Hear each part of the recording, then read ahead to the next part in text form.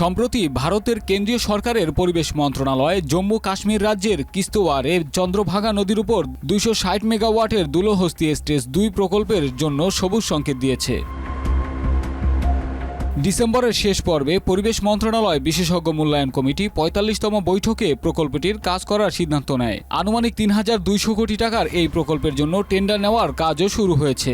এরই মধ্যে প্রস্তাবিত জলবিদ্যুৎ প্রকল্প ইস্যুতে ভারত সরকারকে হুঁশিয়ারি দিয়েছে পাকিস্তান। 4 গুণ শক্তিশালী এনজাইম ও অধিক ফেনা সমৃদ্ধ অরিক্স সিলভার ওয়াশ মাত্র ৭০ টাকায়। দেশটির পররাষ্ট্র মন্ত্রণালয় জানিয়েছে, সিন্ধু পানি বণ্টন চুক্তি ভেঙে সিন্ধু এবং তার সঙ্গে সম্পর্কিত নদীগুলোর ওপর কোনো প্রকার দখলদারিত্ব বরদাস্ত করবে না ইসলামাবাদ।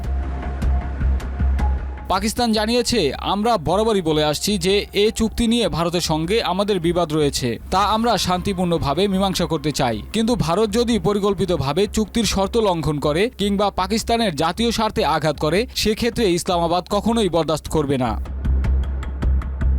টানা ৯ বছর আলোচনার পরে বিশ্বব্যাংকের মধ্যস্থতায় ১৯৬০ সালের ১৯শে সেপ্টেম্বর ভারতের প্রথম প্রধানমন্ত্রী জওহরলাল নেহরু এবং পাকিস্তানের তৎকালীন প্রেসিডেন্ট ফিল্ড মার্শাল আইয়ুব খানের মধ্যে সিন্ধু নদীর পানি বণ্টন সংক্রান্ত চুক্তির স্বাক্ষর হয়েছিল। পাকিস্তানের করাচি শহরে গিয়ে এই চুক্তিপত্রে স্বাক্ষর করেছিলেন পণ্ডিত নেহরু। সিন্ধু পানি বণ্টন চুক্তি অনুযায়ী পূর্ব দিকের 3টি নদী অর্থাৎ বিপাশা, ইরাবতী ও শতদ্রুর জলের উপর সম্পূর্ণ নিয়ন্ত্রণ থাকবে ভারতের। অন্যদিকে পশ্চিমমুখী সিন্ধু, চন্দ্রভাগা ও বিতস্ততার জল ব্যবহার করতে পারবে পাকিস্তান।